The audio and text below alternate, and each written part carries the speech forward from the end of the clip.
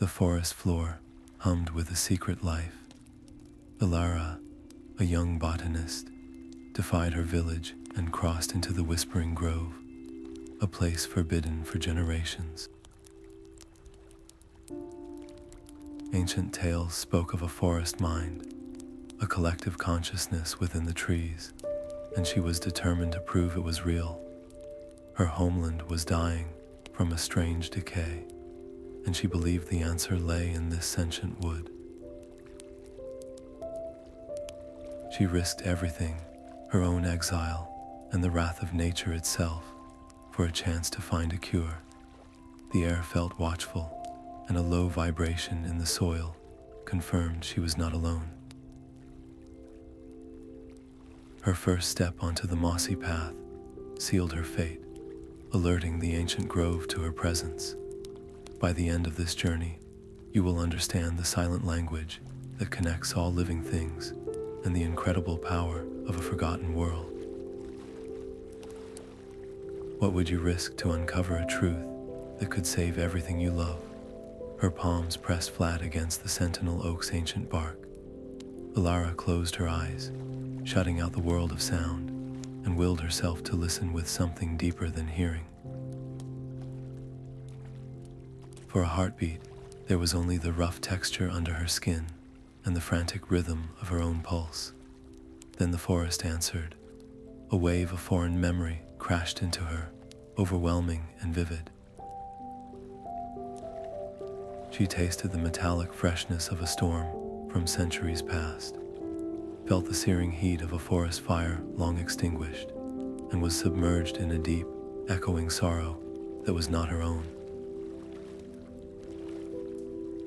This was not a single thought, but the accumulated experience of ages. The great tree had acknowledged her. As the torrent of sensation receded, a single leaf, shimmering with an unearthly emerald light, detached from a high branch and spiraled down to land perfectly in her open hand. Her mind reeled, grappling for the anchor of her training. This was impossible.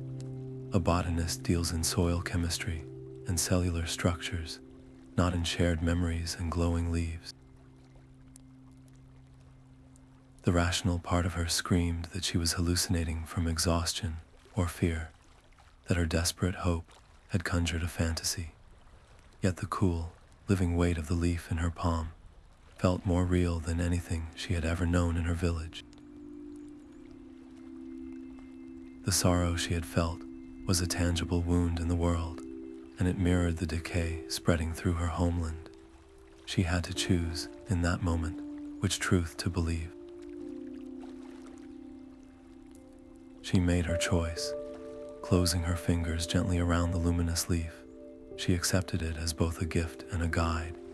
It was a key, and she would follow where it led. A subtle shift rippled through the grove. The whispering wind now carried distinct, questioning tones. When she glanced back, the path she had taken was gone, swallowed by a wall of thorny undergrowth and closely grown saplings. There was no retreat. She was fully inside the forest mind now, a guest who had been invited but was not yet free to leave. Ahead, through a lattice of towering trunks, a steady, pulsing light beckoned, its rhythm syncing with the gentle thrum in the air around her. Clutching her token, Ilara stepped forward, drawn into the heart of the woods where the trees grew so close they seemed to breathe as one. The ground erupted before her. A writhing mass of thorny vines, thick as her arm and gleaming with a dark, wet sheen, burst from the soil. It was a living wall, a guardian of the grove, and it moved with terrifying purpose. A whip-like tendril lashed out, missing her face by inches and tearing a deep gash in the trunk of a nearby tree. Ilara stumbled back, her heart hammering against her ribs. Her hand flew to the small knife at her belt, the cold metal, a familiar, desperate comfort. To fight was instinct. It was what her village would have done.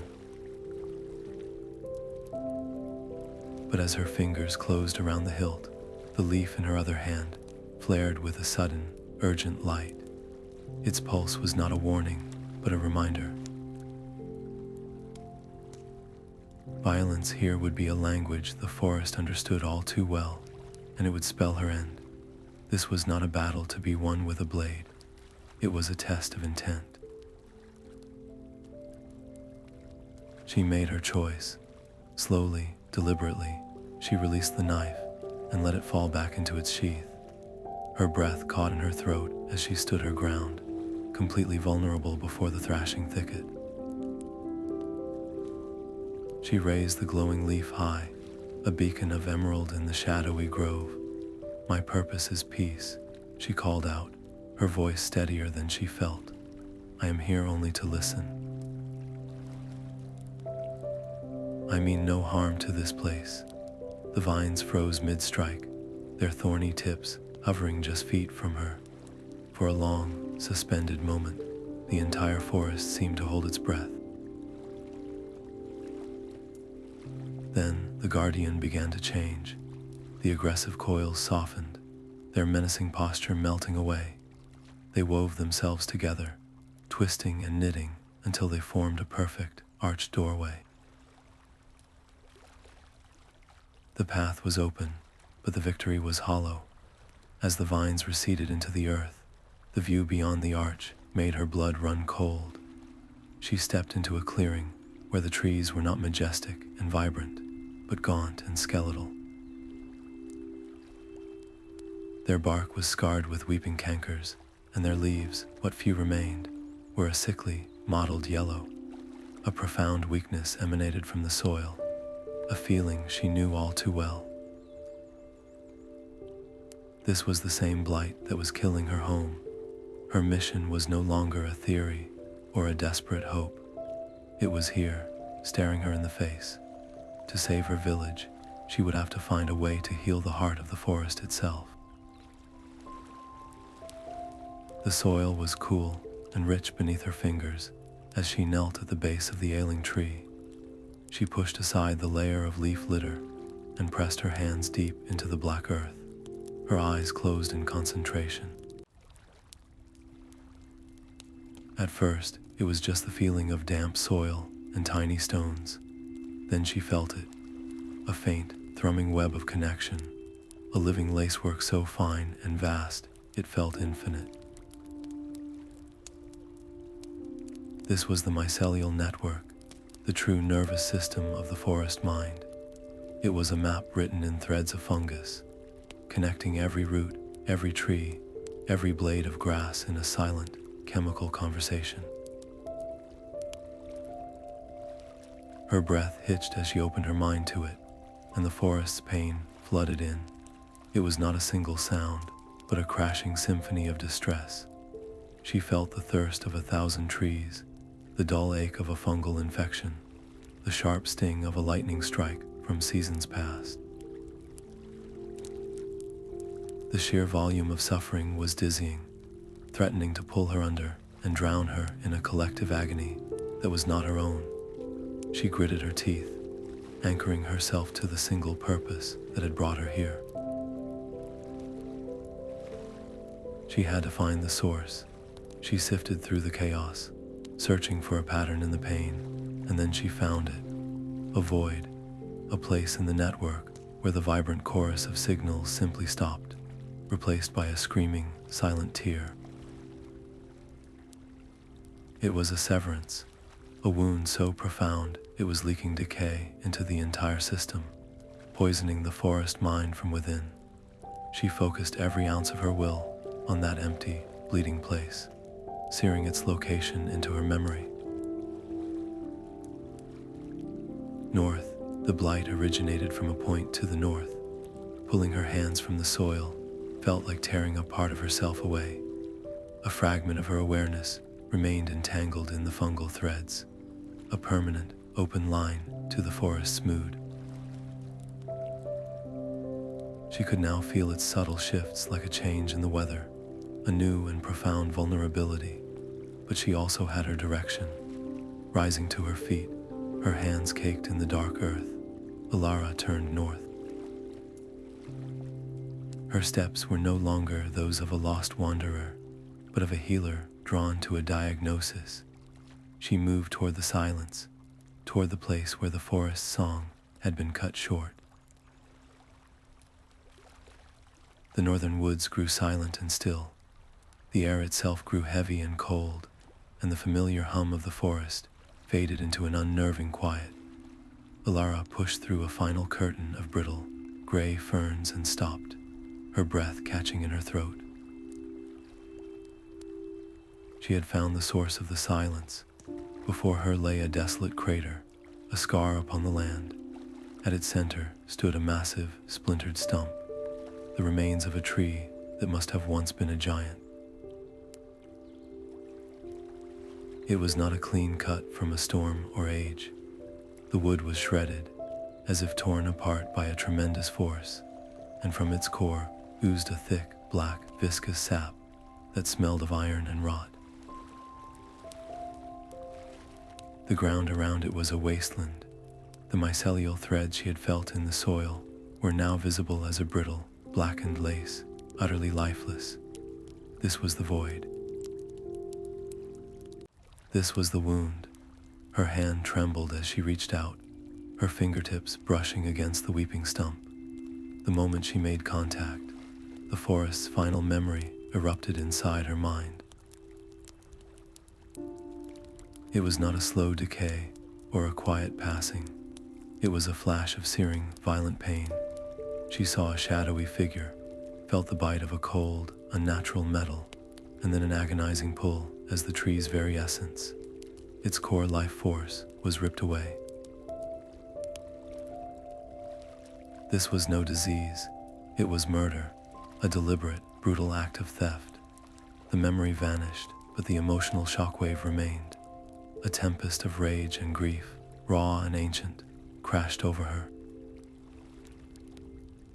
It was the forest mind's anguish, and it flooded into her, threatening to drown her own consciousness. She felt a primal fury that wanted to shatter bones and tear down mountains. A sorrow so deep it could swallow the sun. For a terrifying moment, Alara forgot who she was. She was only the forest's pain. She was only its scream. To save herself, to think, she had to claw her way back to her own identity. She focused on the feel of the earth under her knees, the sound of her own ragged breathing, the memory of her village, her name. She had to separate her feelings from the forests, or she would be lost forever in its storm. Pulling back from the stump, her mind racing, she forced herself into the familiar patterns of her training. The black sap was the key. She used a small glass vial from her pack, carefully collecting a sample of the viscous fluid. It was too thick, too unnaturally dark. She rubbed a drop between her fingers.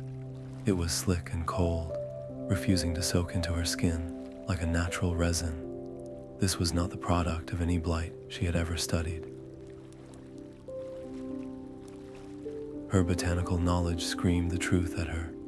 This was an alchemical poison, a crafted substance designed to kill not just the tree, but to sever its connection to the network and corrupt the land around it. The realization was a cold knife in her gut. The blight was no accident of nature. It was sabotage.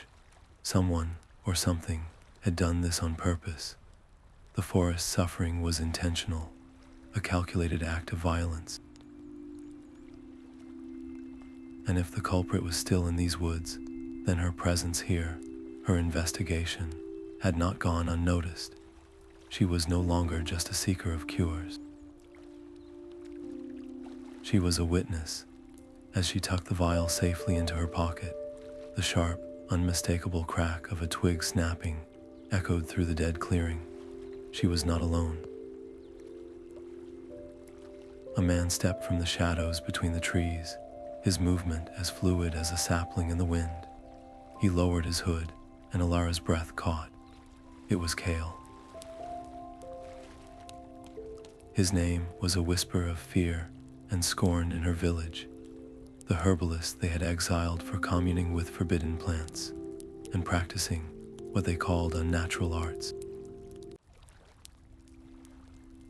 His face was etched with intricate, living tattoos, patterns of vines and leaves that pulsed with a soft, verdant light, syncing with the gentle thrum of the forest around them. He did not look like a monster. He looked like a part of the woods themselves. "You feel it too," he said, his voice a low, rustling sound, the tear in the web. "I have been tracking its progress for seasons." He gestured to the vial in her hand, his eyes, sharp and moss green, fixed on the black sap. "I call it the severance poison. It does not just kill the tree, it murders its memory, severs its voice from the chorus forever." Alara's mind reeled. Every lesson from her childhood, every warning about this man, screamed at her to run, to see him as another danger in this sentient wood. But her eyes told a different story. The thorny vines that had threatened her now curled gently around his boots like affectionate pets. The very air seemed to warm in his presence, the forest's distress easing by a fraction. This was not the work of a destroyer. This was the work of a guardian. Her village's fear warred with the desperate, hopeful truth right in front of her. She had to choose which world to believe in. She made her choice. She opened her hand, showing him the leaf and the vial. "I felt it die," she said, her voice barely a whisper. Someone ripped its life away. A grim satisfaction flickered in Cale's eyes. He had found someone who could see. Together then, the forest has chosen you as it once chose me. Our paths have converged for a reason. The moment the alliance was forged, the grove responded. The weak sunlight breaking through the canopy seemed to grow brighter, and a fresh, vital energy hummed up from the soil into Alara's feet. But the wound also reacted. From the corner of her eye, she saw the black sap on the great stump bubble and seethe, as if angered by their union. The enemy knew they were coming. "We cannot speak of this here," Cale said, his voice dropping even lower. He cast a wary glance at the darkening woods. "The blight has ears." He led her away from the dead clearing, and the trees themselves seemed to part for him, revealing a hidden path she never would have found. It opened into a small, sheltered hollow where the roots of a massive, healthy tree had woven themselves into a protective dome. "This is my shelter," he said. "The listening dark cannot hear us within these walls. We can plan." Inside the woven root shelter, the air was still and clean. Cale knelt by a shallow stone basin filled with impossibly clear water. "This is a listening pool," he explained, its waters fed by the deepest springs, connected to every root thread in the grove. "Show it the poison. Show it what we fight." Alara's hand trembled only slightly as she uncorked the vial and let a single, thick drop of the black sap fall into the pool. The effect was instantaneous and violent. The clear water clouded into a swirling gray mist, then coalesced into a sharp, moving image. They saw a figure shrouded in dark, non-reflective robes, standing in a part of the forest they did not recognize. In their hands was a tool, a cruel-looking device of pitted, dark metal that glowed with a sickly violet light at its tip. The figure pressed the tool against the trunk of a vibrant, healthy tree.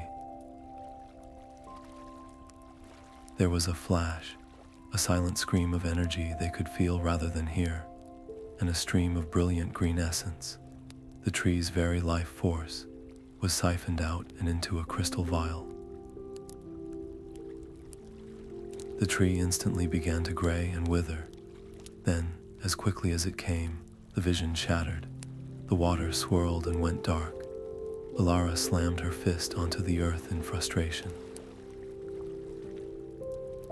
We saw the crime, but we have no face, no name. It is not enough. Her mind, trained for evidence, screamed for more. The tool's composition, the type of metal, the energy signature, anything that could be analyzed and understood.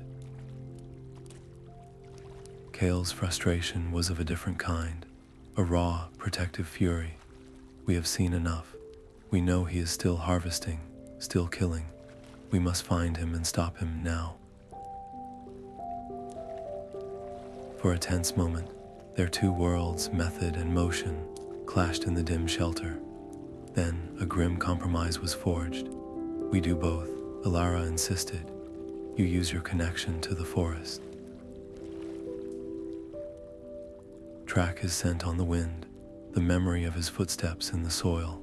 Let me study the weapon. If I can understand its making, I might find its weakness. Kale gave a slow, reluctant nod. The forest feels his presence, like a splinter festering. I can follow that pain.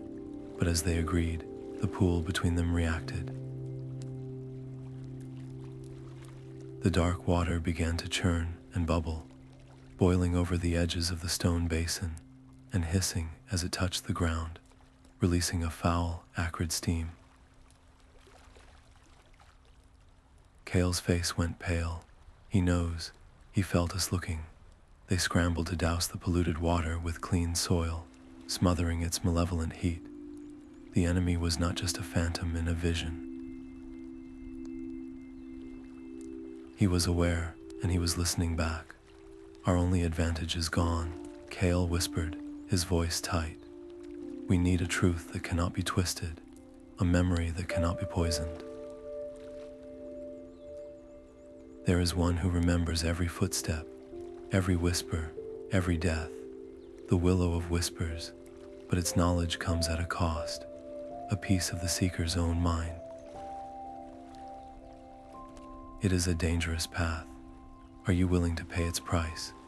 The Willow of Whispers was a monument to sorrow, its long, silver branches sweeping the ground like a mourner's veil. At the base of its massive trunk, isolated on a patch of bare earth, grew a single, flawless white mushroom. It looked impossibly pure against the dark soil. Kale's hand rested on her shoulder, his grip tense. To eat that is to drown in the memory of the woods, he warned, his voice low and grave.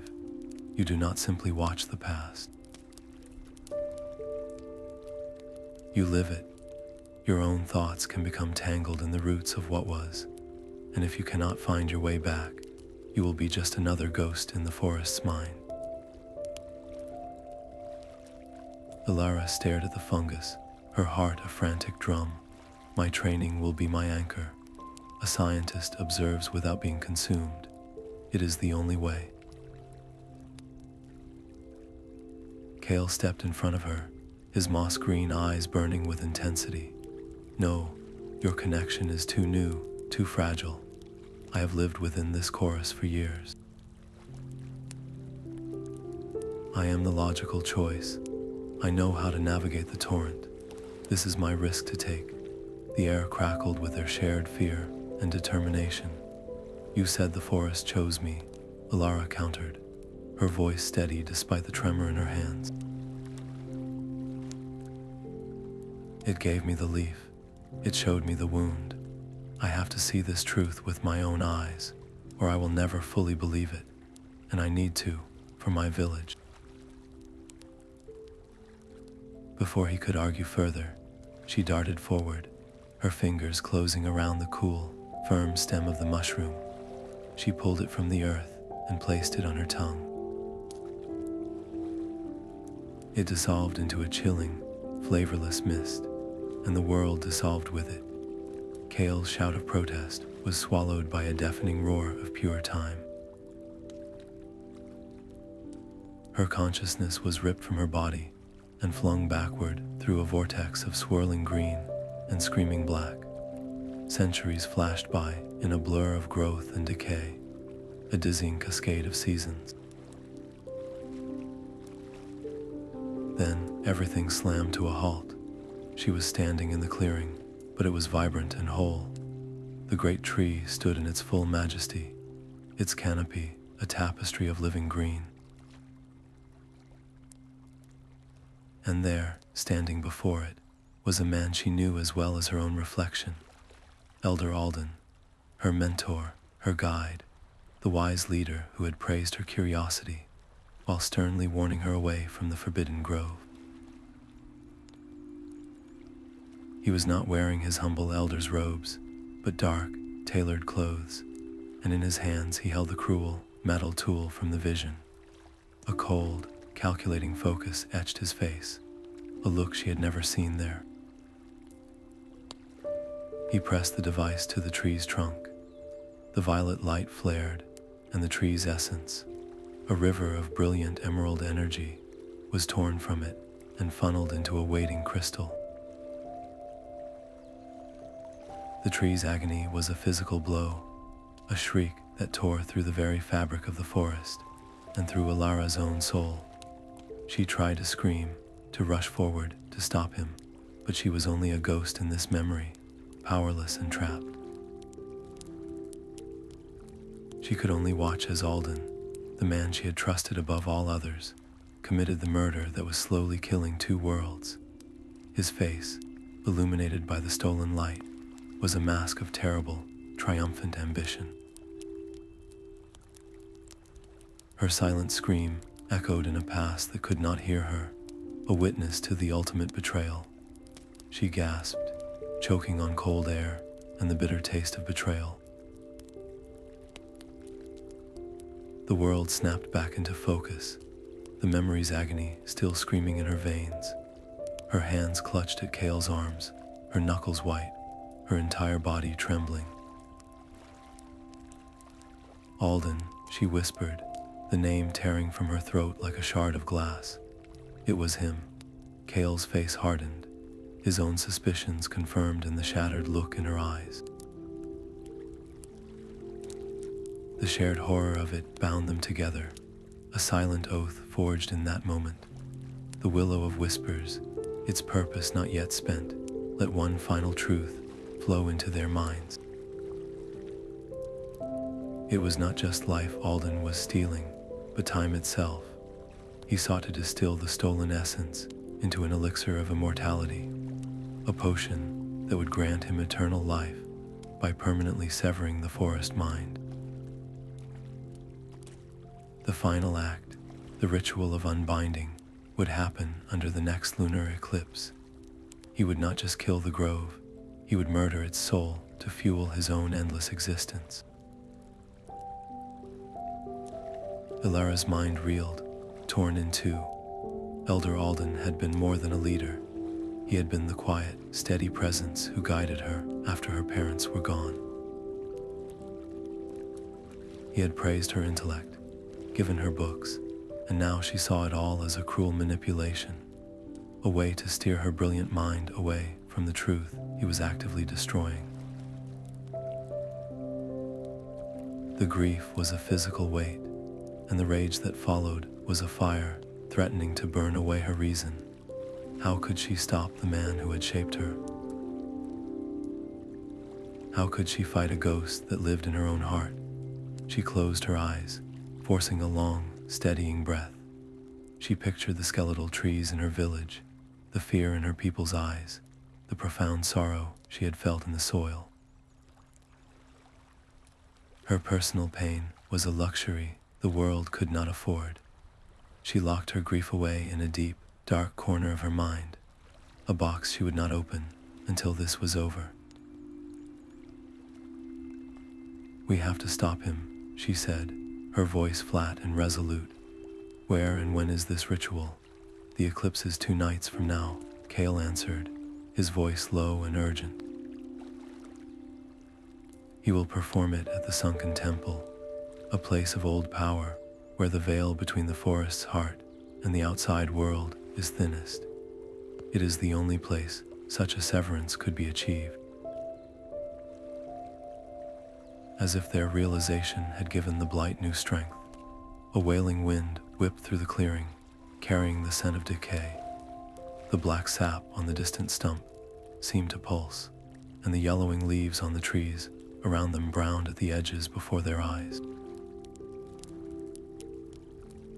The forest was dying in fast motion, its distress a palpable force pushing them forward. Their race was no longer against a hidden enemy, but against the moon itself. Without another word, they turned from the weeping willow and moved into the deepening gloom, their path set toward the temple and a confrontation that would shatter every truth Ilara had ever known.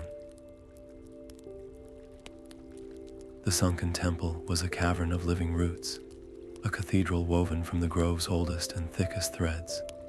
They descended into the earth, the air growing thick with the cloying sweetness of decay and the sharp, electric tang of ozone. At the heart of the chamber, where the roots converged into a single, pulsing nexus, stood a stone altar, and there was Elder Alden.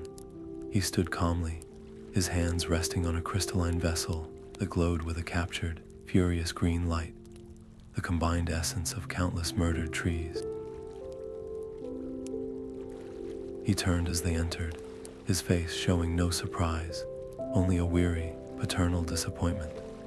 "Ilara," he said, his voice echoing in the hollow space. "I had hoped your curiosity would lead you to a greater understanding, not to this rebellion." He gestured to the pulsating vessel. "You call it theft. I call it salvation. Humanity groans under the burden of mortality, while this ancient, mindless force spends its life in cycles of endless, pointless rebirth. I am not destroying life. I am liberating it from its constraints, forging a future where our greatest minds never have to die." His words, so smooth and reasonable, hung in the poisoned air. He extended a hand to her. "Join me. We can end human suffering forever. Your intellect, combined with my resolve, we could usher in a new age." Ilara felt the ghost of her old respect, the memory of his guidance, but it was drowned by the screaming memory from the willow, by the taste of the forest's agony.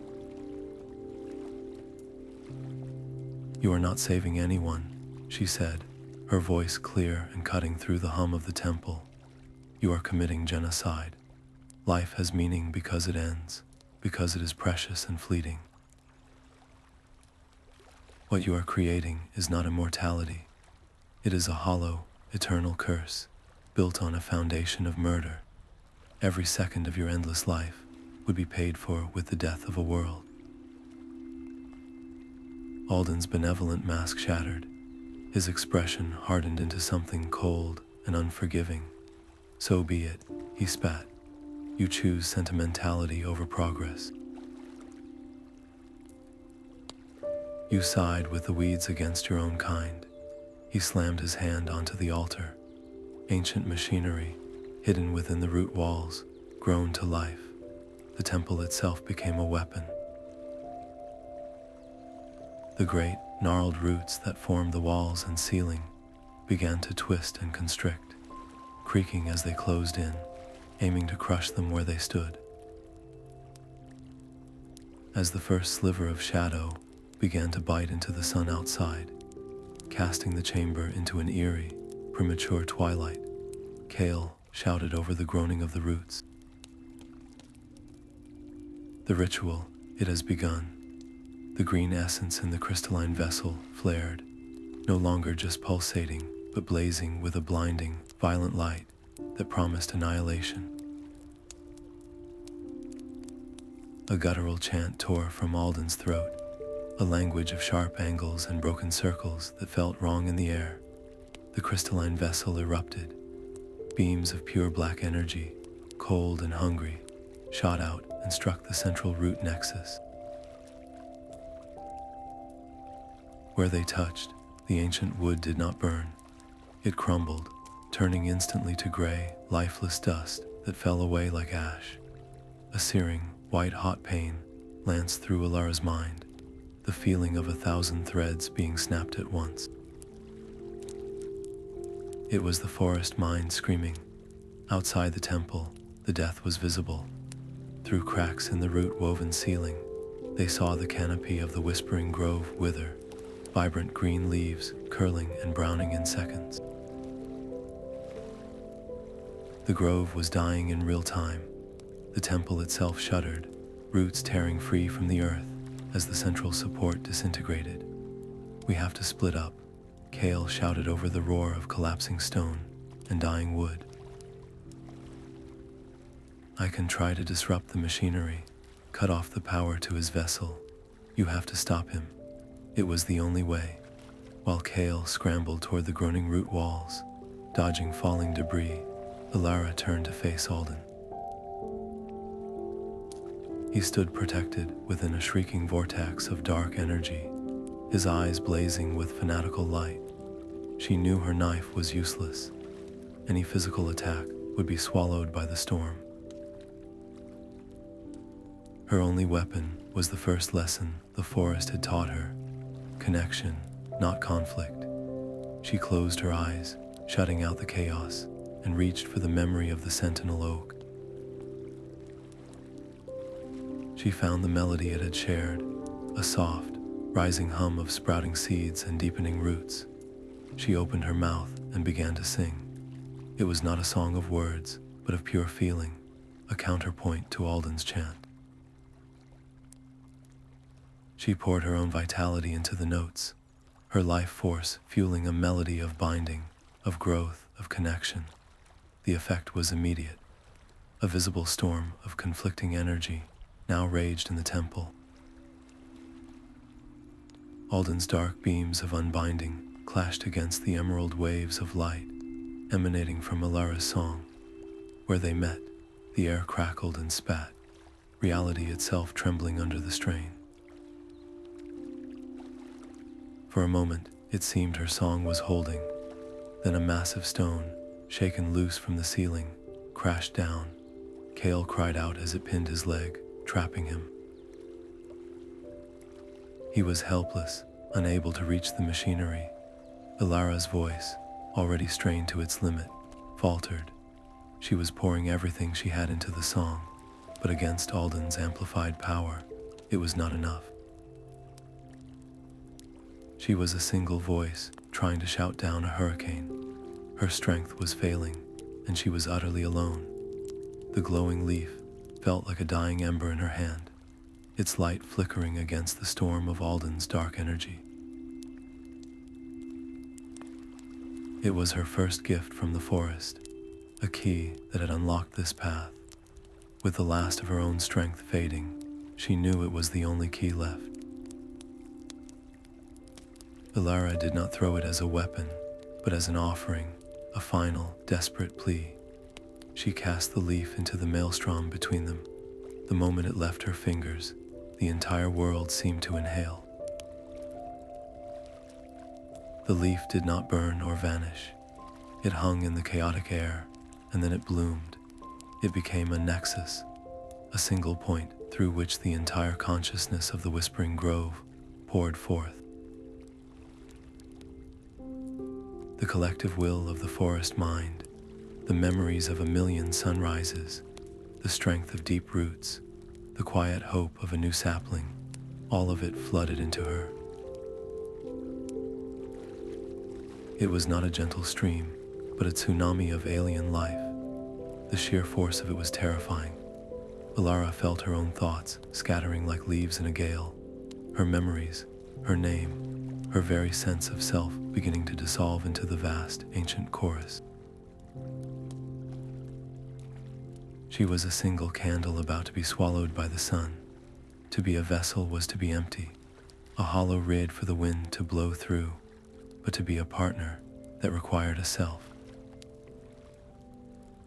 She clawed for an anchor, grasping for the memory of her village, for the feel of soil under her nails, for the stubborn, human love that had driven her here. "I am Alara," she whispered into the roaring tide, not in defiance, but in introduction. I am here to help. She did not fight the power. She opened herself to it, embracing the union, and in that acceptance, she found the clarity to direct the flow. She did not turn the forest's immense power against Alden. To destroy him would be to speak his language of violence. Instead, she channeled it all into a single, focused purpose. Healing, her song changed. It was no longer a frail melody against the darkness, but the voice of the forest itself, a deafening, beautiful chord of pure, emerald light. The wave of green energy did not clash with Alden's darkness. It simply overwhelmed it, washing over the black beams and dissolving them into nothing. The crumbling temple ceased its collapse. The very stones and roots sighed, held in a perfect, suspended moment. Then, new life erupted. From the shattered floor, from the wounded walls, thick, healthy roots surged upward. They were not violent, but purposeful, weaving themselves around Alden's machinery with an unstoppable, gentle force. The metal shrieked and buckled, the crystalline vessel flashing once before it cracked into 1,000 dull, inert pieces. The blinding green light faded, leaving behind a profound, ringing silence. Elder Alden stood alone before the ruins of his ambition, the stolen essence gone, his path to immortality shattered into dust at his feet. The lunar eclipse passed, its shadow slipping from the world like a bad dream. A profound silence settled over the grove, broken only by the soft, papery rustle of new leaves, unfurling on branches that had been skeletal moments before. Life surged back not with a roar, but with a whisper, a gentle exhalation of relief from the soil itself. Alara stood at the center of it all, her body trembling with exhaustion, but her spirit whole. The overwhelming chorus of the forest mind had receded, leaving behind a constant, comforting hum in the back of her consciousness, a permanent connection to the living world. Her gaze fell upon Elder Alden. The fanatical light was gone from his eyes, replaced by a hollow, shattered emptiness. He watched, dumbstruck, as a vibrant green shoot pushed up through a crack in the stone floor right beside his knee. The immediate, undeniable regeneration of the forest was a truth more brutal than any accusation. He fell to his knees, his shoulders slumping as the full weight of his actions finally crashed down upon him. He had not been a liberator or a savior.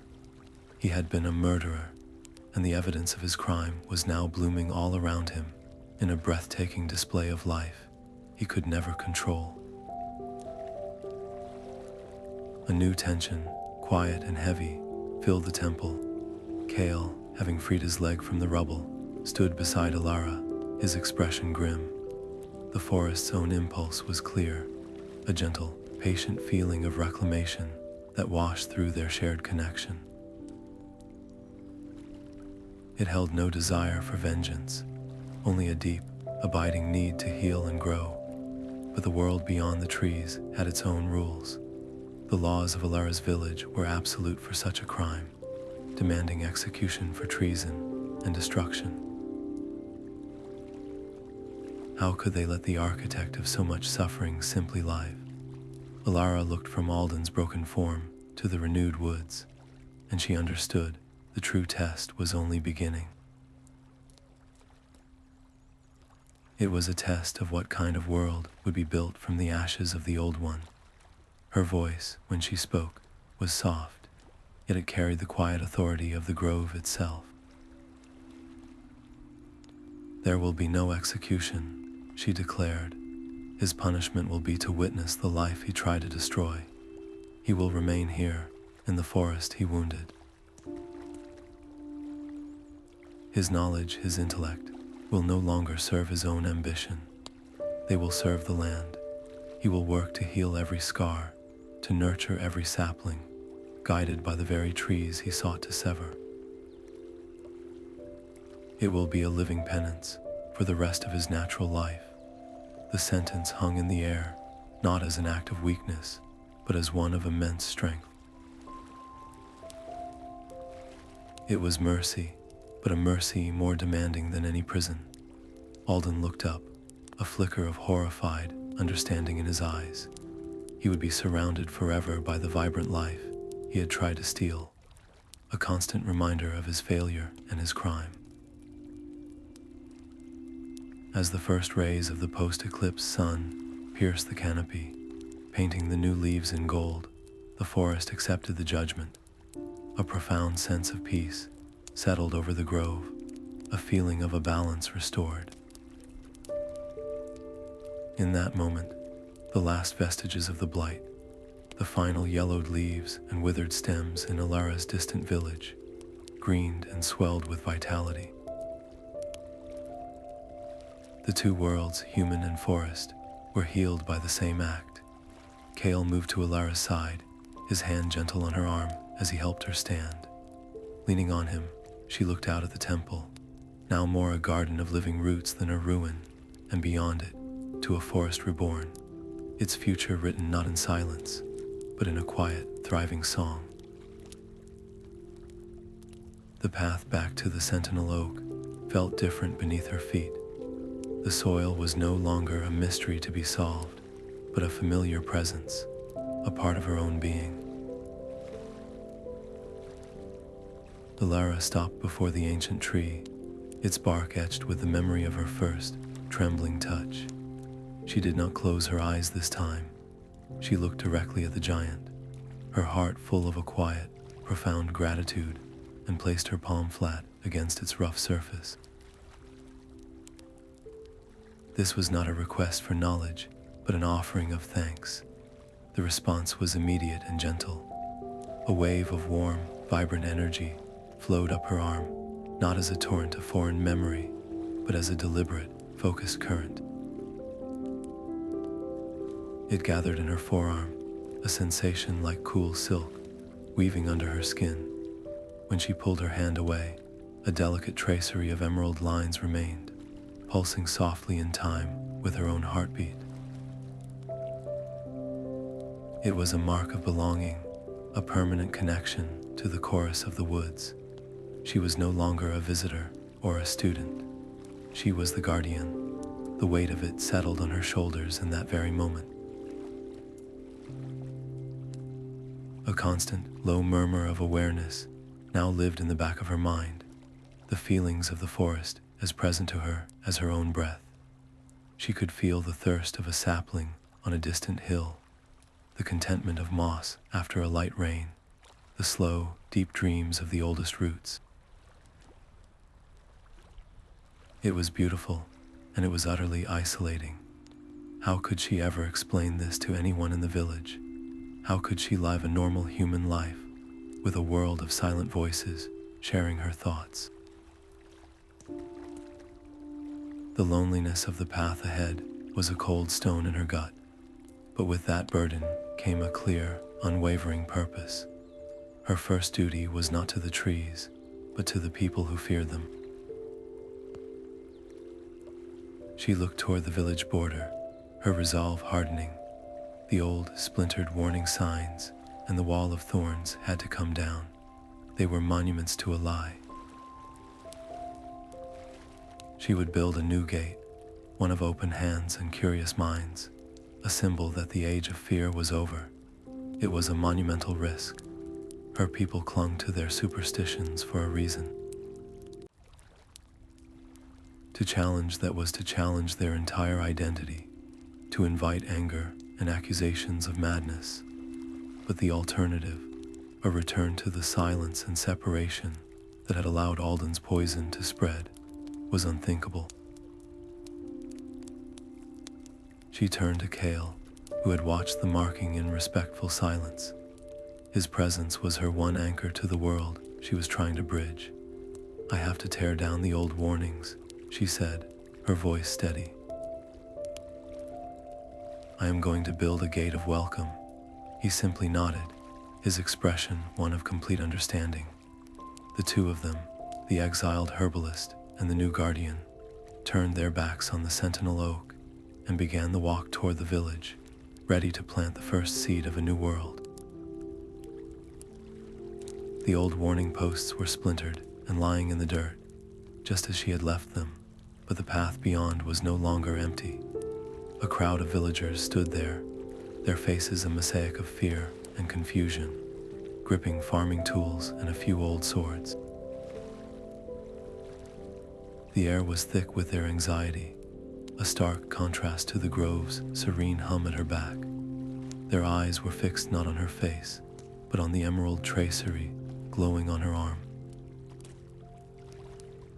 "Witch," someone hissed from the back. "The forest has claimed her soul." Captain Bren, a man whose loyalty to Alden was as rigid as his armor, stepped forward, his hand on his sword hilt. "Alara," he demanded, his voice cutting through the whispers. "Where is Elder Alden? What sorcery is this that the woods change in a single day?" He gestured wildly at the vibrant, impossibly green canopy behind her. "We saw the blight vanish from our fields, and now you return marked by the forbidden grove. Explain this." Kale moved to stand slightly behind her, a silent pillar of support that the villagers saw only as a threat. Alara took a slow breath, feeling the forest's calm patience flow through her connection. She raised her hands, showing they were empty. "I will not fight you," she said, her voice carrying clearly over the crowd. "I will only tell you the truth. Elder Alden is alive. He remains in the grove, not as a prisoner, but as its servant. He is the one who poisoned our land. He sought to murder the forest itself to steal its life for his own." A wave of disbelief and anger rippled through the people. "Lies," Captain Bren snarled. "He would never betray us. He was our wisest elder." "He was," Alara agreed, her heart aching with the shared memory of that belief, and that is what made his betrayal so profound. He did not see it as betrayal, but as progress. He called it salvation, but I felt the trees die. I saw him do it. The proof is in the health returning to your fields right now. The forest is not our enemy. It was wounded by the same hand that wounded us. It wants to heal, as we do." She looked from face to familiar face, her neighbors and friends. She saw the doubt in some eyes warring with the evidence before them. Their withered crops had indeed greened overnight, a miracle they could not deny. An old farmer, Joran, who had lost his entire orchard to the decay, lowered his pitchfork. "My apples," he murmured, his voice thick with emotion.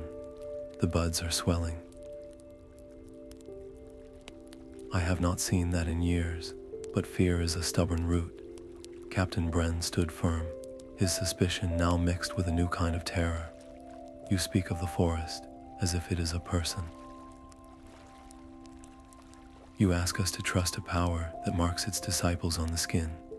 This is madness, Alara. Step away from that man and return to us." The community was fracturing before her, the old world and the new one colliding on this narrow path. The tension was a drawn bowstring, ready to snap.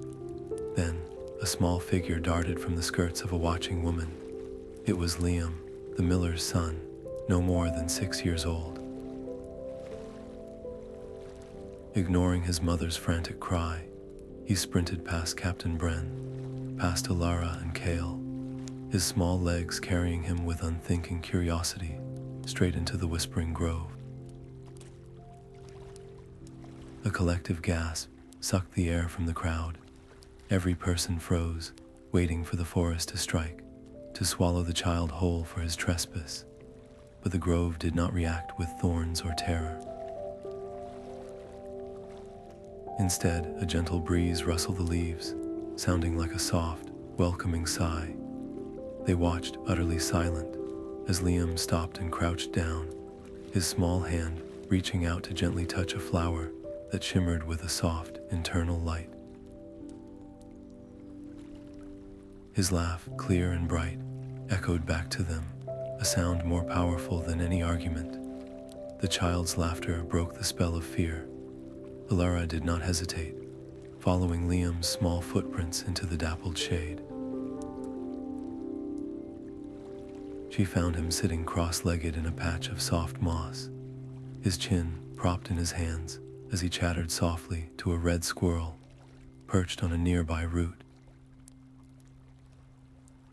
A few feet away, a vixen lay curled, her ears twitching peacefully, her amber eyes half closed in the sun.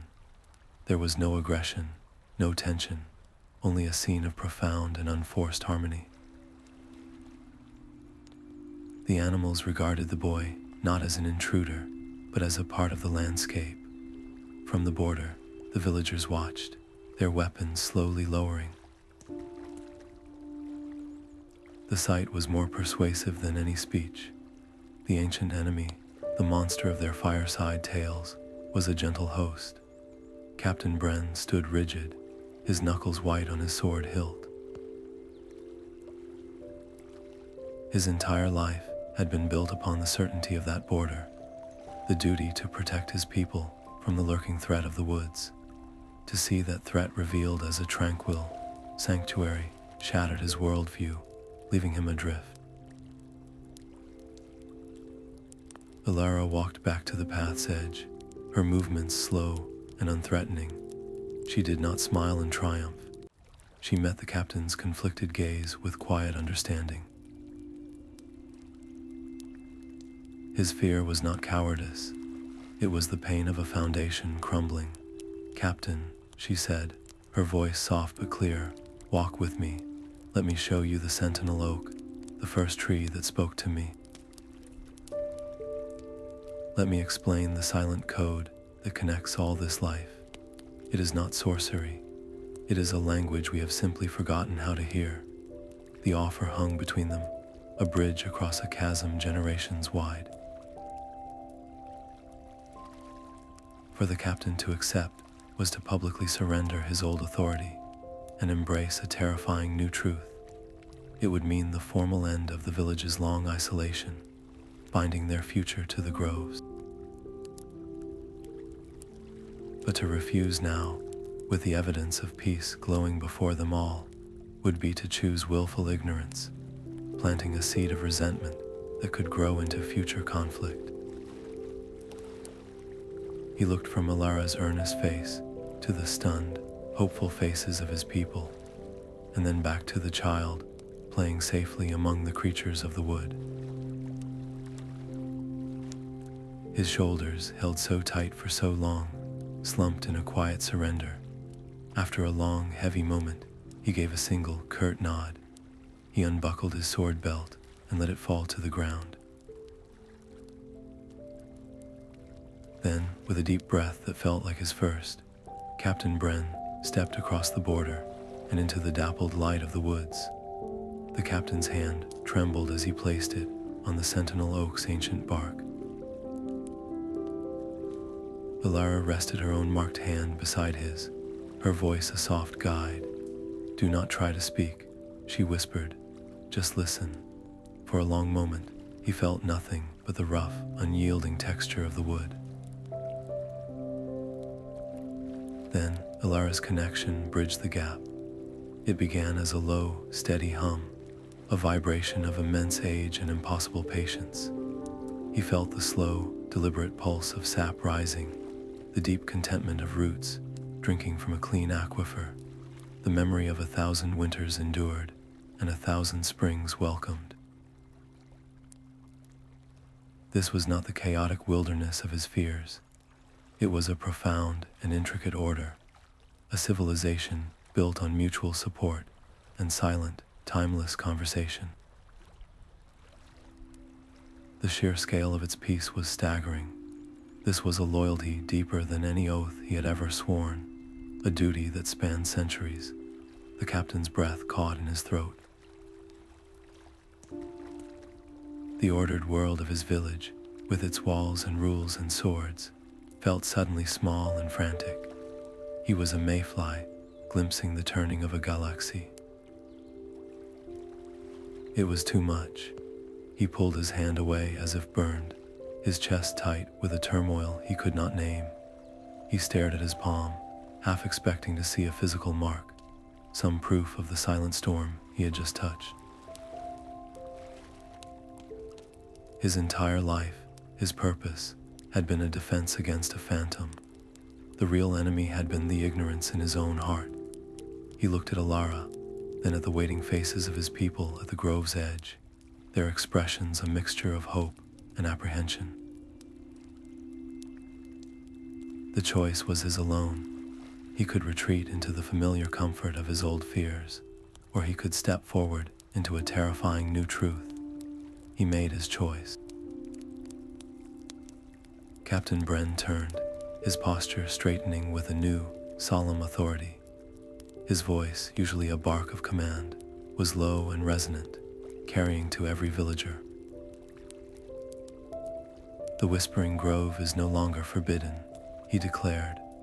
From this day forward, it is under the formal protection of this village. We are its guardians. We will learn its ways and defend its life as our own. The words hung in the air, not as a surrender, but as a vow. In that single declaration, generations of isolation shattered. The social order of the village shifted on its axis. No longer would the guard patrol a border of fear. They would walk the paths of the grove as students and stewards, with Alara and Kale as their interpreters to a world they were only beginning to understand. As the captain began organizing the first of these new guardians, assigning pairs to walk the dappled lanes, Alara felt a subtle shift in the constant hum at the edge of her mind. It was not a sound of distress, but a clear, deliberate pull, a thread of attention focusing deep within the forest's heart. The forest mind was not finished with her. It had a new request, a summons to a place she had not yet been. A new journey was beginning. A majestic stag stepped from the shadows of the grove, its coat the color of polished wood, and its antlers a living candelabra, twined with softly glowing moss that pulsed in time with Alara's own heartbeat. It lowered its great head in a deep, deliberate bow, and the moment its gaze met hers, an image bloomed in her mind with the force of a sunrise. She saw a mountain, impossibly high, its peak piercing the clouds. Wrapped in eternal mist and cradled in stone was a single, colossal tree, its roots sunk into the very bones of the world. This was the world singer, the parent tree of all forests, the source from which the silent code first flowed. And it was slumbering, its connection to its distant children growing faint and frayed. The trauma of Alden's ritual, the violent tear in the web, had sent a shockwave back to the source, pushing the world singer toward a sleep from which it might never wake. If it fell fully into silence, the threads connecting all forests would wither. The silent code would fade from the world, leaving every grove an island, mute and alone. The vibrant connection she had just fought to save would become a forgotten language, a ghost in the soil. Her newfound peace, the hope of her village, the gentle understanding in Captain Bren's eyes. It was all a single, beautiful leaf on a tree that was now in danger of dying at its roots. The summons was not an invitation. It was a desperate plea from the heart of life itself, and it asked her to leave everything she had just won behind. There was no hesitation. Her role as guardian was not a local duty, a simple matter of tending one grove. It was a vow to protect the connection that sustained all groves.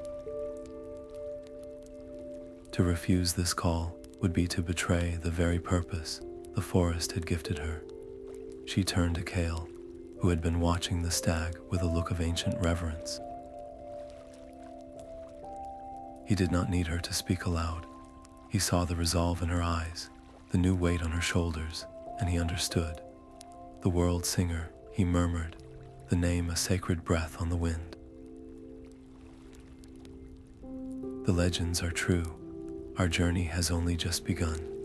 The path to the mountain is a legend itself, a road through realms where the rules of our world do not apply.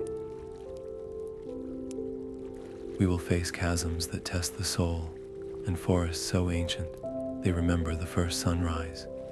This quest will demand more from us than we have yet given. Together, they began to gather their supplies, not for a patrol of the local woods, but for a pilgrimage into the raw, untamed magic of the world, a journey that would take them far beyond the borders of any map they had ever known. The Fellowship formed not as an army, but as a living extension of the grove itself. Captain Bren, his old certainties reforged into a new kind of duty, selected his 5 best rangers, not for their aggression, but for their patience and keen observation. They were joined by the village herbalists, their hands skilled with poultices and their minds open to new forms of healing, and by the children who had first laughed in the shadow of the great trees, their pure, unguarded hearts a beacon for the forest. It was a diverse company, a tapestry of human potential woven together by a single, shared purpose. Each member brought a crucial thread to the journey, a ranger's eye for a broken twig, an herbalist's knowledge of which bark could soothe a fever, a child's instinct for finding clean water. For Alara, leading this group was a heavier burden than facing Alden's dark ritual. Her every instinct screamed to wrap them in a protective cocoon, to shield them from the unknown dangers ahead.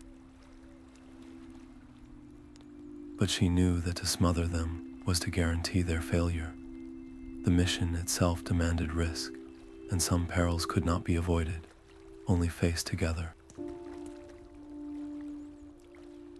On their first evening of planning, as the group sat in a circle on the moss, she made her decision clear.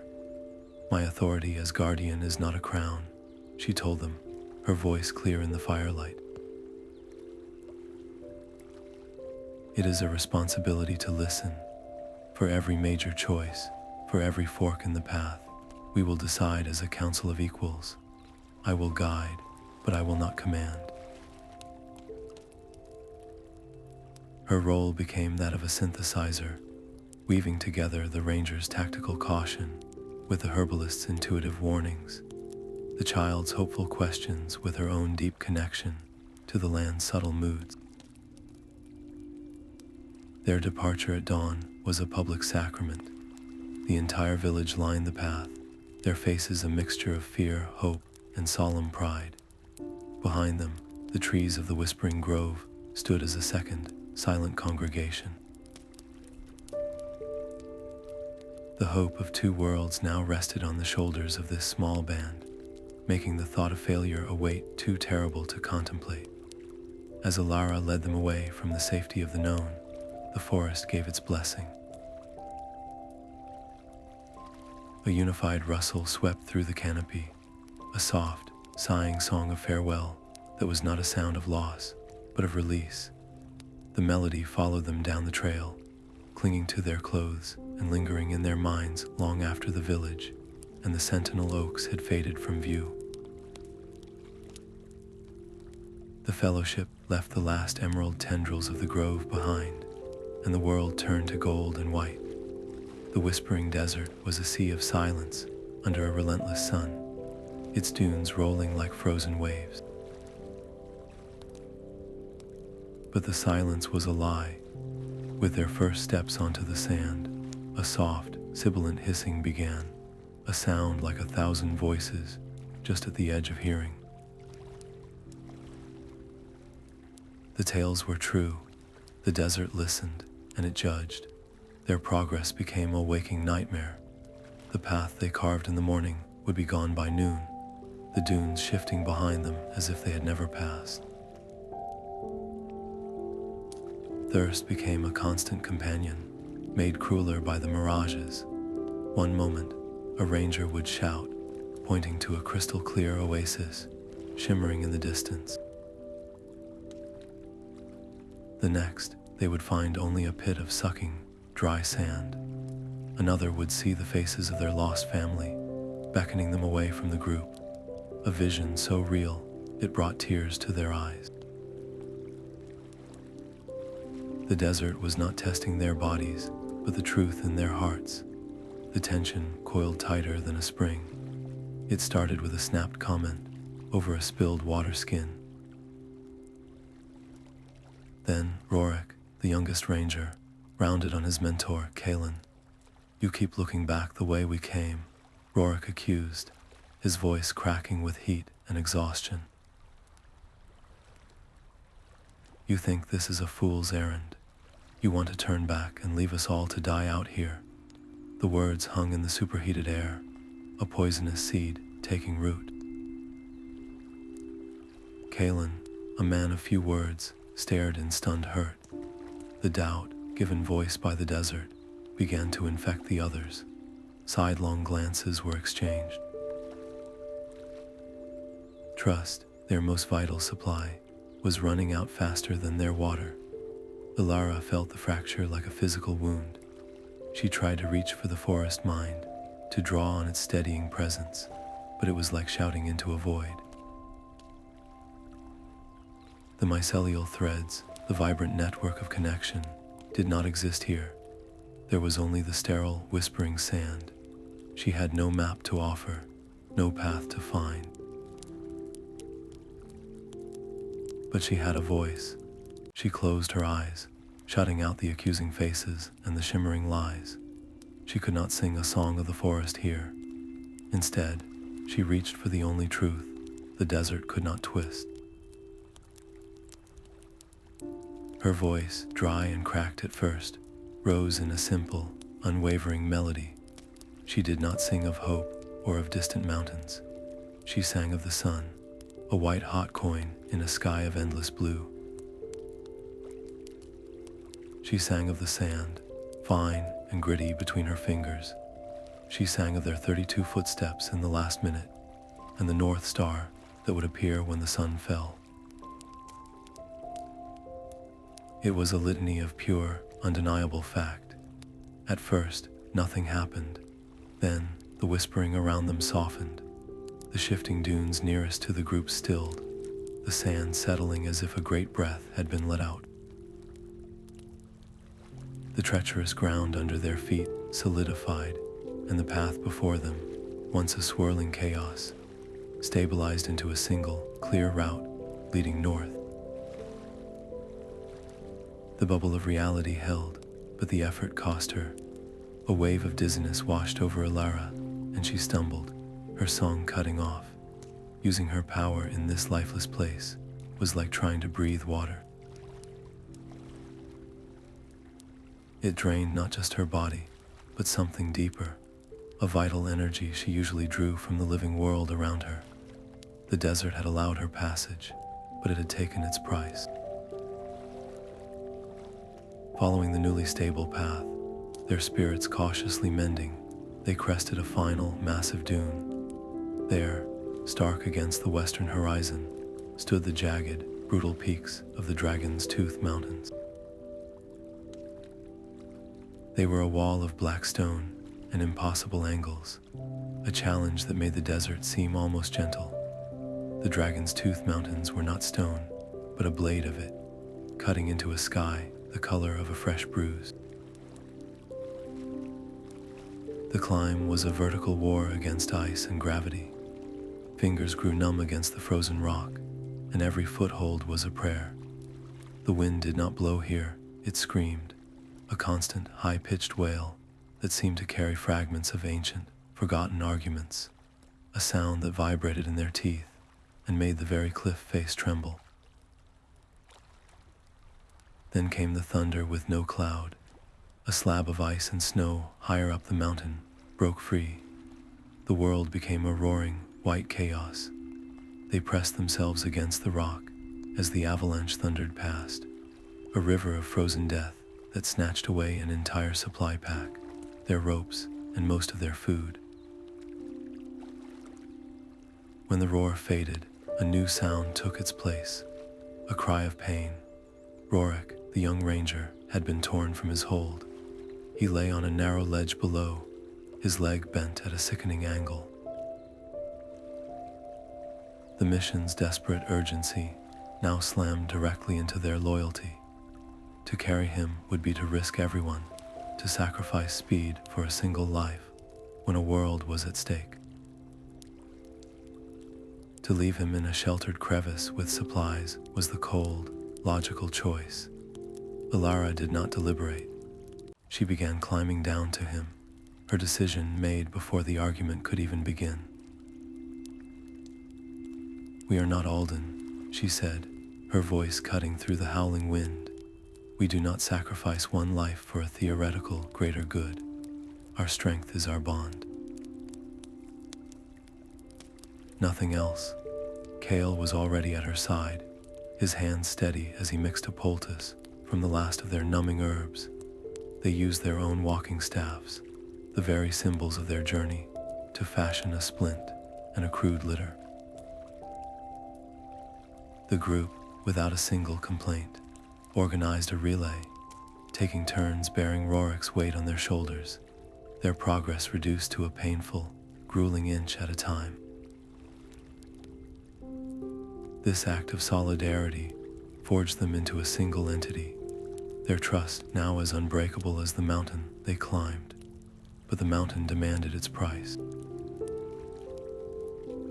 2 precious days were lost. The sky, once a clear, hard blue, now churned with ominous gray clouds, and the temperature began to plummet dangerously. The storm was coming. Finally, aching and exhausted, they hauled themselves and their injured companion onto a narrow, windswept pass that marked the summit. For a moment, they allowed themselves to believe the worst was behind them. Then the mountain in front of them moved. A shelf of rock that formed the pass itself began to rise, shedding centuries of ice and snow like a blanket.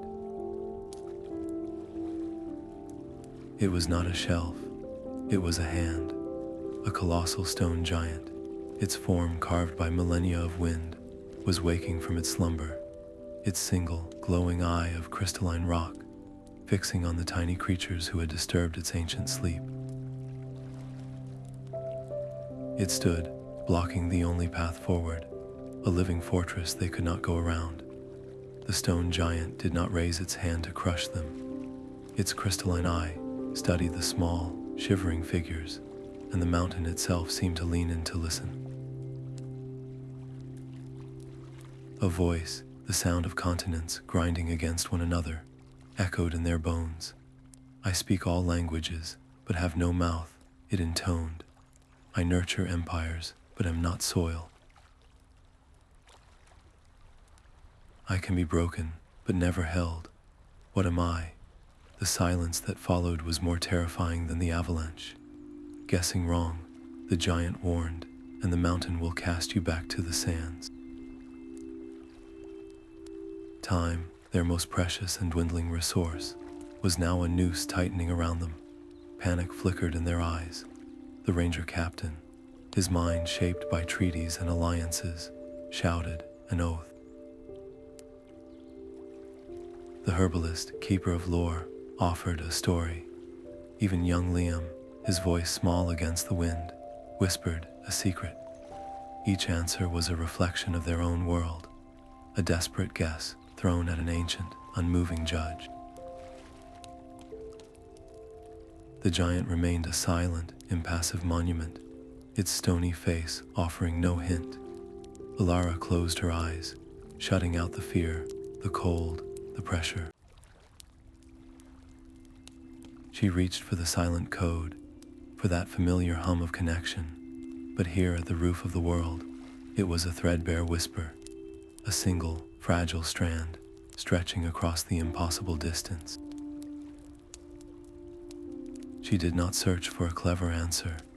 She let the riddle settle not in her mind, but in her spirit.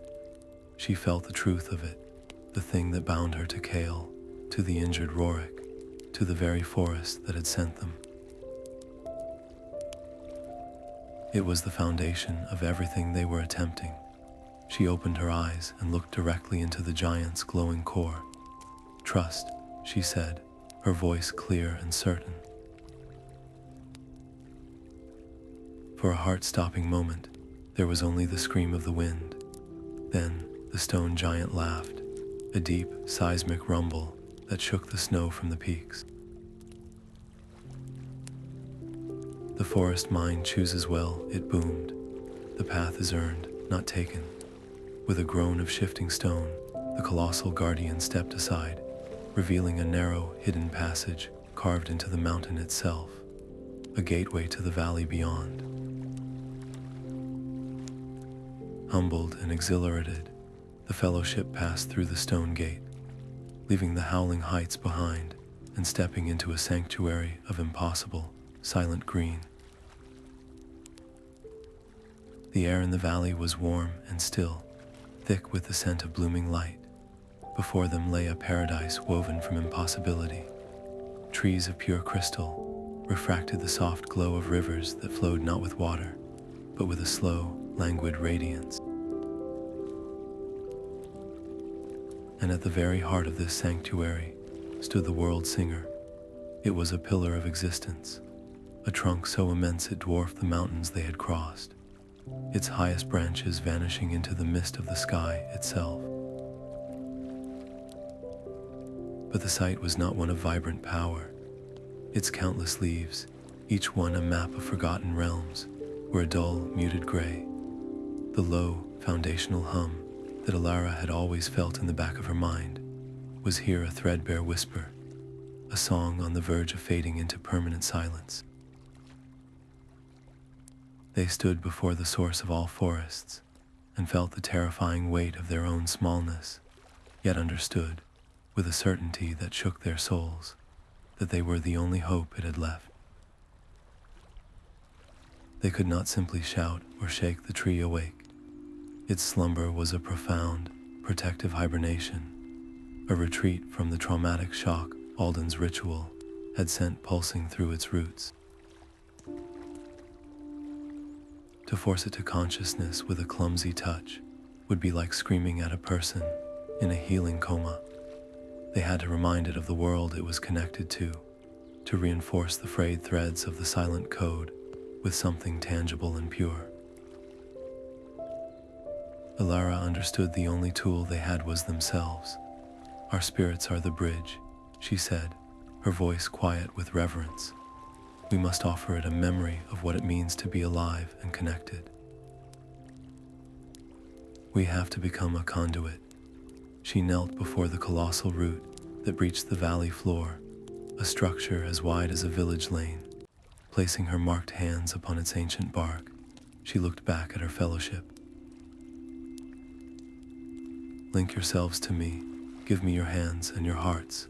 One by one, they formed a human chain. Captain Bren placed a firm, calloused hand on her shoulder. His soldiers resolve a steady anchor. Kale's touch was next, a familiar warmth that carried the deep, patient wisdom of the grove. The herbalists, the rangers, even young Liam, each person laid a hand on the one before them, closing the circle of shared intention. Alara closed her eyes, opening her mind completely. She did not push or pull. She simply became a channel. The torrent of their collective spirit rushed through her. It was not a single feeling, but a tapestry. She felt the captain's fierce, newfound loyalty to the living world, the herbalist's quiet awe for a single blade of healing grass, a ranger's memory of a cool breeze on a hot day. She felt Liam's pure, uncomplicated joy at the sight of a newborn fawn, and Kale's profound, aching love for the whispering trees. She felt her own hope, her fear, her love for her village, all woven together with theirs. This was the true silent code, not of trees alone, but of all living things who choose to connect. The risk was immense. If a single thread of that tapestry was tainted by selfishness or doubt, the violent discord could be the final blow to the world singer's fragile consciousness, shattering it into a billion silent fragments. For a long, agonizing moment, nothing happened. Then, a soft, golden light began to emanate from beneath Alara's palms, spreading like liquid warmth through the root. The gray bark of the world singer began to glow, the light creeping slowly up the immense trunk, a dawn ascending a living mountain. High above, a single, dull leaf flickered, then ignited into a brilliant emerald green. And then a sound emerged, so low and deep it was felt more than heard. It was a single, resonant note, clear and questioning, that vibrated through the crystal trees and shimmered across the rivers of light. It was not a song of power, but a request, a single word sent echoing through the silent code of the world, asking if anyone was still there to listen. The world singer's single, questioning note did not fade. It rippled out from the valley, a wave of pure potential traveling along the silent code, and the world answered. Through Alara, the fragile human conduit, the response flooded in. It was not a single voice, but a billion, the deep, patient song of a redwood forest drinking coastal fog. The sharp, percussive rhythm of a bamboo grove in a monsoon rain, the intricate, chattering melody of a jungle canopy at dawn. Every connected forest, every sacred wood, every hidden grove sent its own unique essence of life, flowing back to its source. The valley of crystal trees erupted into a symphony of planetary scale. The trees themselves began to ring, a celestial chime that vibrated in the air and the earth beneath their feet. The rivers of light swirled and quickened, their glow intensifying until the entire sanctuary was bathed in a brilliant, shifting aurora. High above, the world singer's countless leaves shimmered, their dull gray washing away in a tide of emerald, gold, and sapphire. The sheer volume of the chorus was a physical force. Alara felt like a single leaf caught in a hurricane of collective joy and ancient power.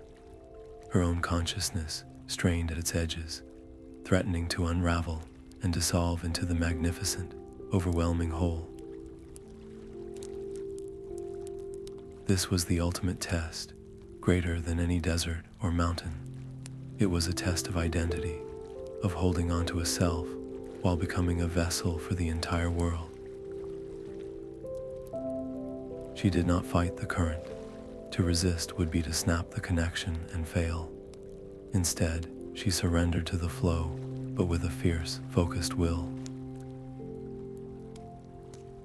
She became a filter, a guide. She let the songs of rain and growth and life pour through her, and with every ounce of her being, she ensured their pure, untainted essence reached the slumbering giant. She was the lens that focused the light of a billion suns. As the purified chorus filled it, the world singer began to change on a fundamental level. Its roots, already vast, dug deeper into the planet's heart, anchoring it with a new, unshakable strength. Its branches reached higher, stretching toward the stars as if to weave them into the song. The silent code was not merely restored, it was reborn, amplified, its connections stronger, and its music clearer than it had been in 10,000 years.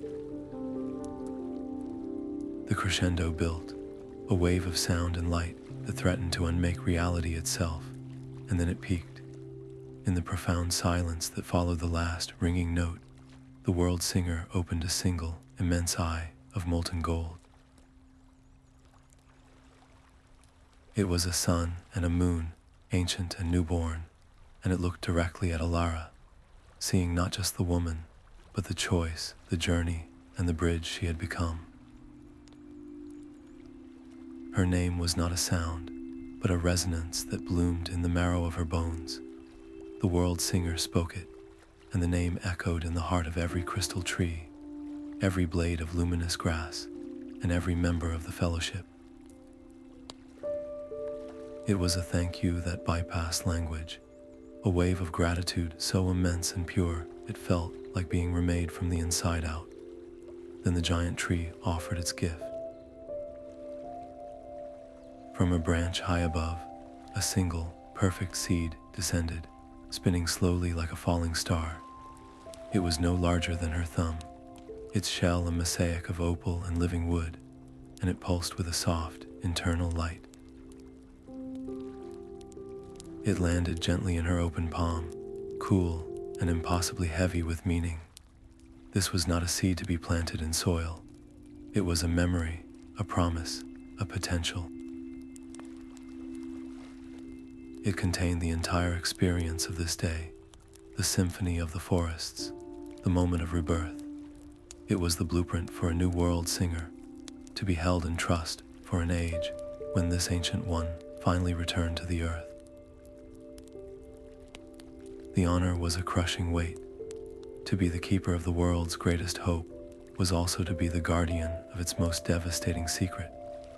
This was a responsibility without end, a duty that would outlast kingdoms and outlive civilizations. It would define every day of her life from this moment forward. She looked from the glowing seed in her hand to the faces of her friends, to Kale whose love was her anchor, and she made a quiet, fierce vow. She would protect this seed with her very life, but she would not let the burden make her a monument. She would live. She would laugh and love and feel the sun on her face, because joy and human connection were the very things this seed represented, the essence of the world she was now sworn to preserve. The silent code was now secure, its music thrumming through the planet with renewed strength. The balance was restored, but a piece of that global equilibrium now resided within the small, opalescent sphere she cradled.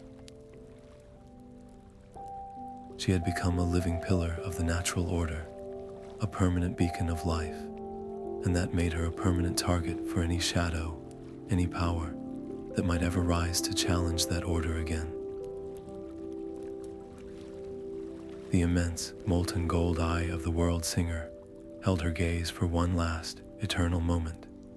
Then, with a sigh that was the sound of continents settling into peaceful sleep, it slowly closed. The valley of crystal trees dimmed to a soft, contented glow, and a profound, thriving silence fell, the fellowship's monumental work finally complete. The journey home was a river flowing effortlessly downstream.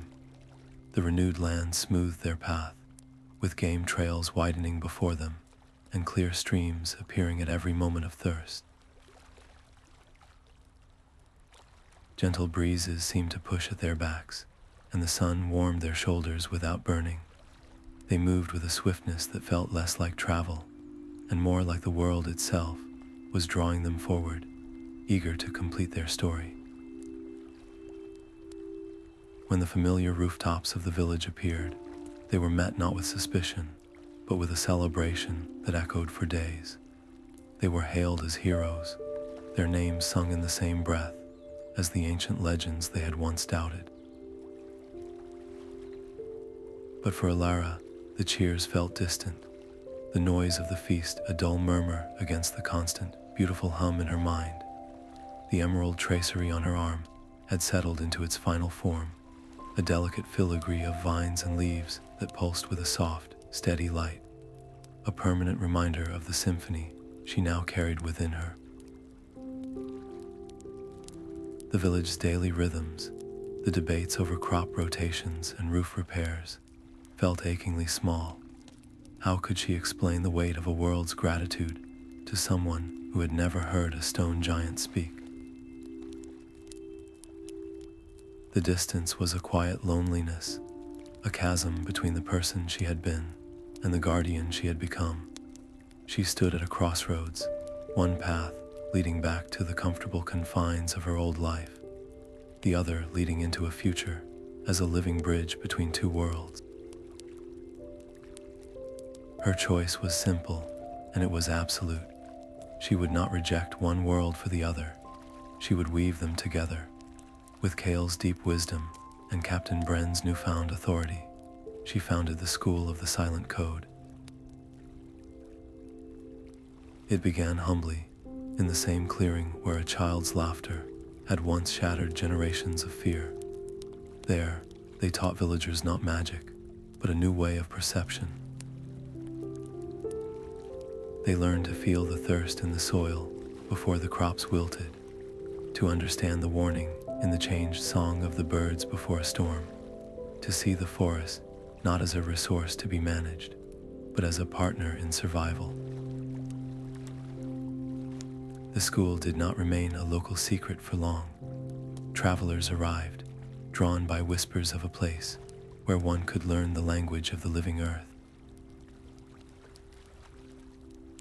The knowledge rippled outward, a gentle wave changing the relationship between humanity and nature across the entire region. As the first class of students, their faces alight with dawning understanding, prepared to take their new skills back to their own homes, a dust-covered messenger on a lathered horse stumbled into the clearing. He carried the scent of salt and strange spices, and his eyes held a desperate hope as he bowed before Alara. "Guardian of the Whispering Grove," he said, his voice rough with exhaustion. "My people, from the coastal plains beyond the Dragon's Tooth, beg for your aid. A blight of whispering salt is killing our mangroves and souring our wells. The sea itself grows silent. We have heard the legends.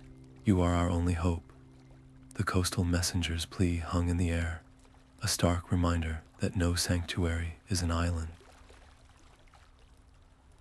Alara's gaze swept from his desperate face to Kale's knowing eyes, to Captain Bren's resolute stance, and finally to the vibrant, thriving grove behind them. The peace she had fought for was real, but it was not a destination. It was a foundation. Her work would never be done, because a code that does not grow is a code that begins to die.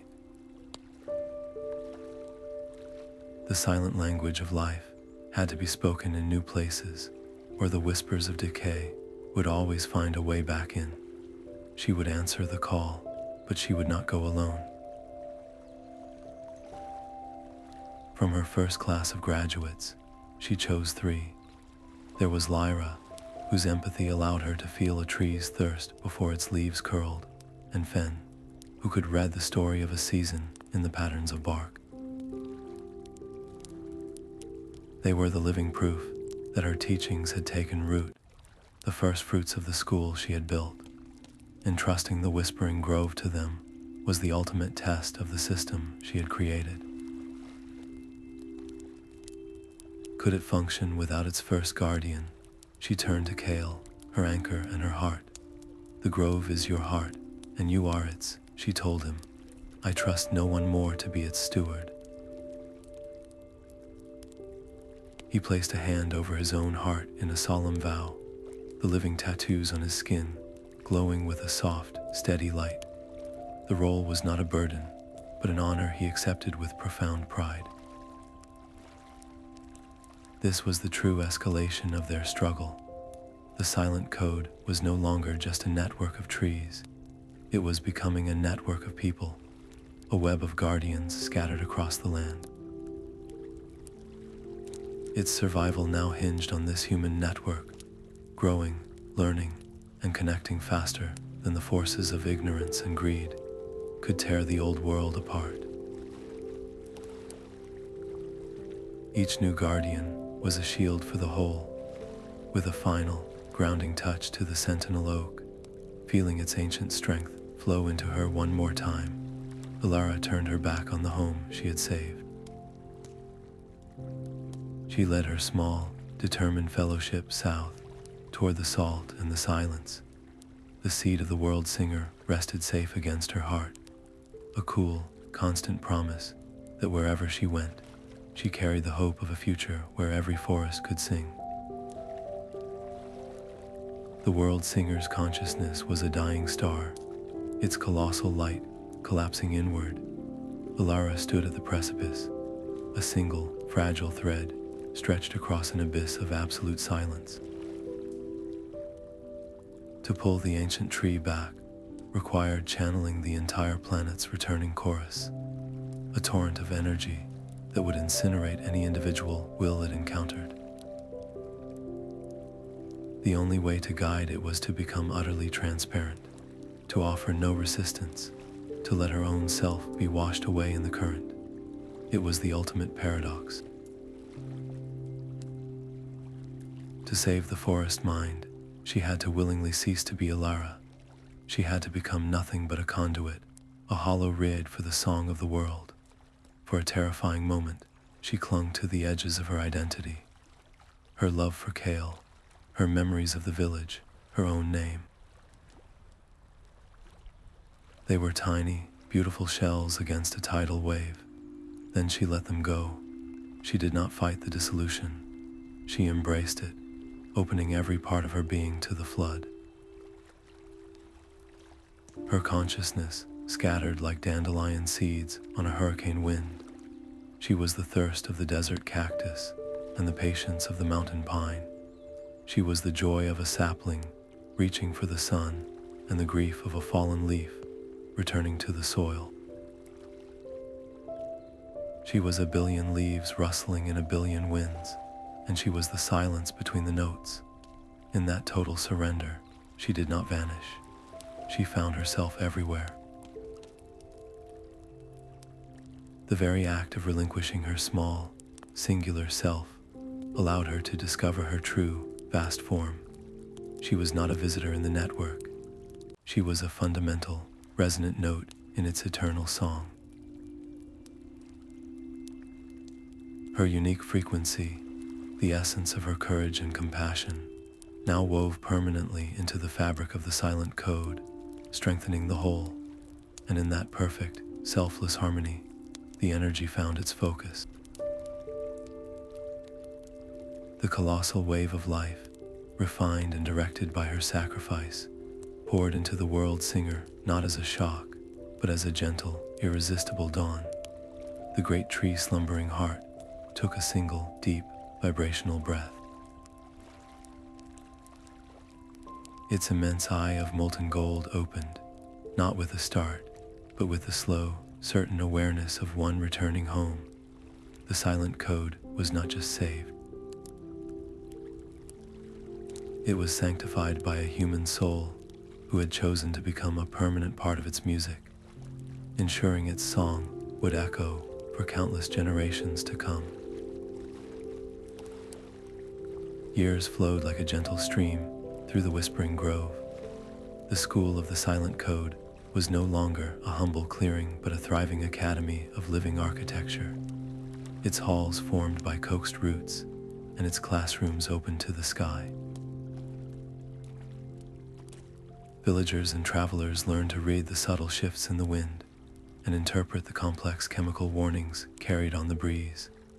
Ilara, once a curious botanist from a fearful village, was now a living legend, her name spoken with reverence, not for her power, but for her profound understanding. The emerald tracery on her arm was no longer a mark of separation, but a symbol of unity, glowing softly as she taught. She had become a weaver, her life's work the intricate task of threading human awareness into the ancient tapestry of the forest mind. The alliance between the village and the grove became a beacon, a model of coexistence that inspired emissaries from distant lands to come and learn. In a quiet corner of the woods, a different kind of healing was taking root. Elder Alden, his shoulders perpetually dusted with soil, tended to the very land he had scarred. Under the forest's patient, watchful guidance, his penance was not a prison sentence, but a slow, grueling path to redemption. His brilliant mind, once bent toward theft and domination, was now focused on the meticulous art of restoration. He learned to listen to the soil's needs, to nurture fragile saplings, and to feel a quiet, burgeoning pride with every patch of blight-scarred earth that returned to life. His hands, which had wielded a tool of severance, now worked only to bind and heal. One evening, as the sun bled orange and purple across the horizon, Ilara stood at the edge of her school, looking out over the peaceful, thriving grove. The constant, beautiful hum of the forest mind was a comfort in her soul, a connection as natural as her own heartbeat. She felt no crushing weight of eternal duty, only the profound joy of belonging to something vast and beautiful. Her personal story, with all its fear, love, and loss, was now an inseparable thread in the ever-unfolding story of the woods. She was home, not just in a place, but in a purpose that would echo through the ages, a guardian of the silent language that sings through every living thing.